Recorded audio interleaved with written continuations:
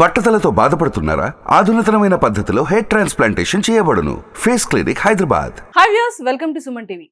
బేసిక్గా మనం ఎంతో మంది ట్రాన్స్జెండర్స్ ని చూస్తూ ఉంటాము. సక్సెస్ కోసం చాలా మంది వెయిట్ చేస్తూ ఉంటారు. ఆల్రెడీ సక్సెస్ అయిన వాళ్ళ లైఫ్ స్టోరీస్ చాలా విన్నాం కూడా. బట్ ఇప్పటికీ కూడా ఎంతో మంది స్ట్రగుల్స్ ఫేస్ చేస్తూ ఉంటారు. చాలా రూమర్స్ వినబడుతూ ఉంటాయి. ట్రాన్స్జెండర్స్ అనగానే చాలా మందికి సొసైటీలో కొన్ని ముద్దర్లు కూడా వేసేసి ఉంటారు.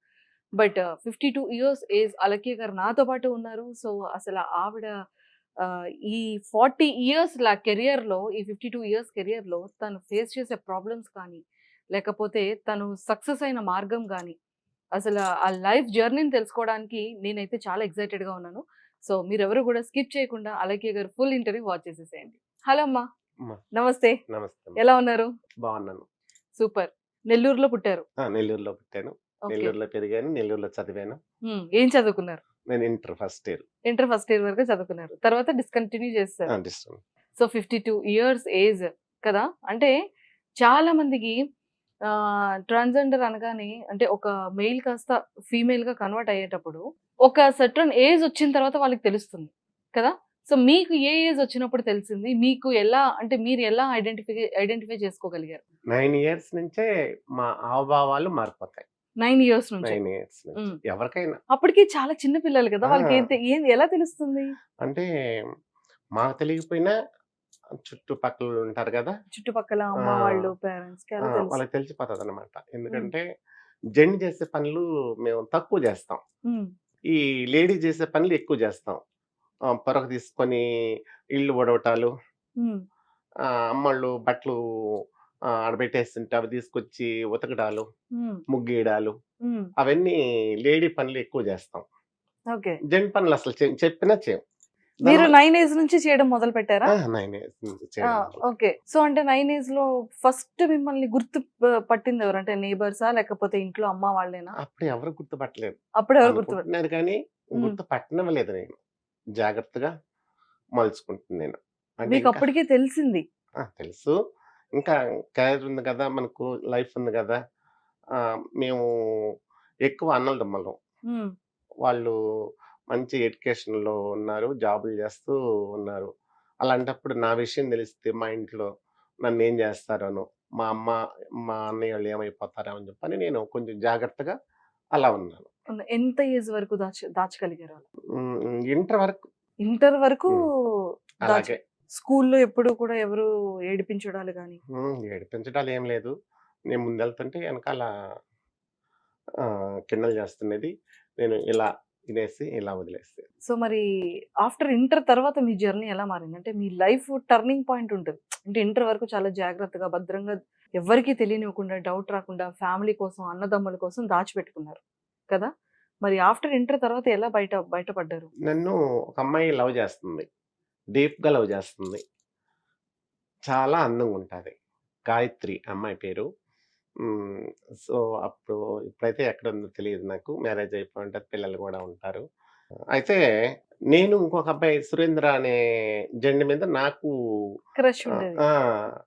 అలాగా. ఆ అమ్మాయి జనవరి 1 వస్తే నేను గ్రీటింగ్స్, దానిలో చాక్లెట్, అవి కూడా లవ్ లవ్ బర్డ్స్ ఇచ్చి పంపిస్తుండేది. ఎవరి చేతన ఇచ్చి పంపించేది. నాకు అర్థమయ్యేది, ఈ అమ్మాయి నన్ను లవ్ చేస్తుంది, నేను ఎలా చెప్పాలి అని. అట్లాగని చెప్పని నేను లవ్ చేసే అబ్బాయికి కూడా చెప్పలేం. నన్ను జెండ్ అనుకుంటాడు.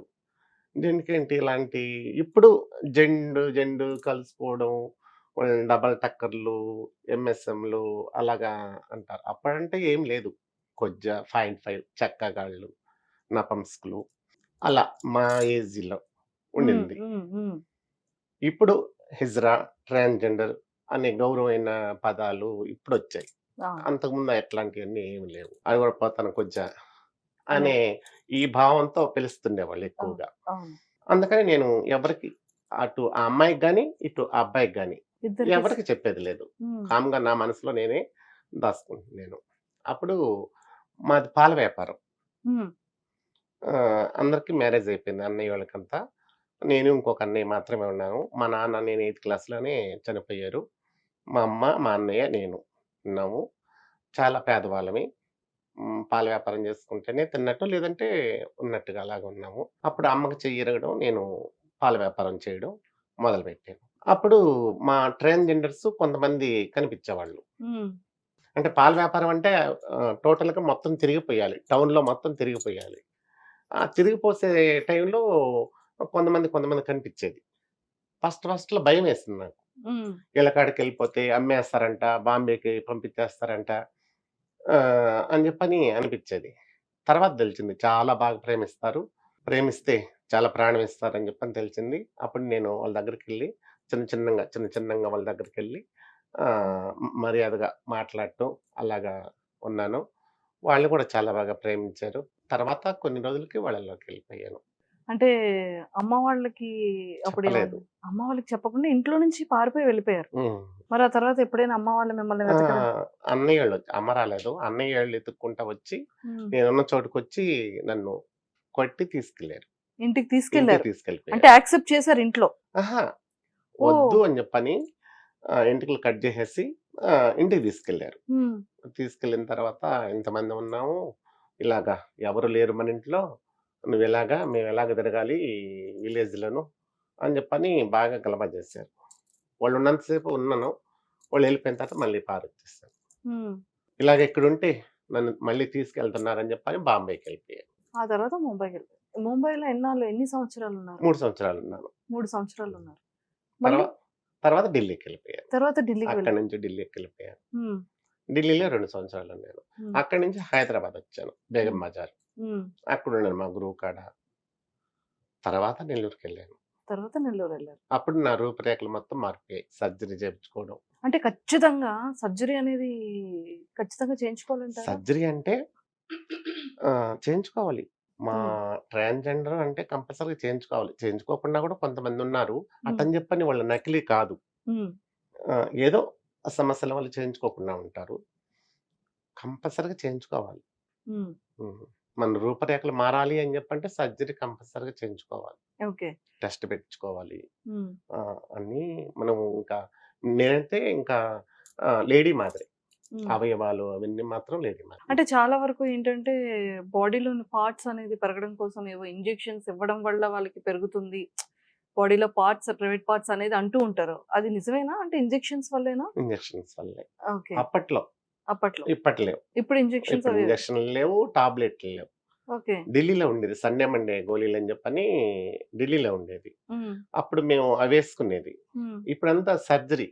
కానీ ఎక్కువ పెయిన్ ఉంటది. ఆ పెయిన్ అబ్బా! భరించాలి. 10 డేస్ వరకు బాగా పెయిన్ ఉంటది. ఈక్వల్ టు గర్ల్ అంతే. హ్మ్. ఒక ఆడపిల్ల ఎలా అయితే కొన్ని కొన్ని సందర్భాల్లో పెయిన్ అనేది ఫేస్ చేస్తదో పీరియడ్స్ టైమ్ ఇదంతా. ఇంకా అలా కదా! ఒక ట్రాన్స్‌జెండర్ లైఫ్ కూడా. సుమన్ టీవీలో మీ పర్సనల్ అండ్ బిజినెస్ ప్రమోషన్స్ కోసం కింది నెంబర్కి కాంటాక్ట్ చేయండి.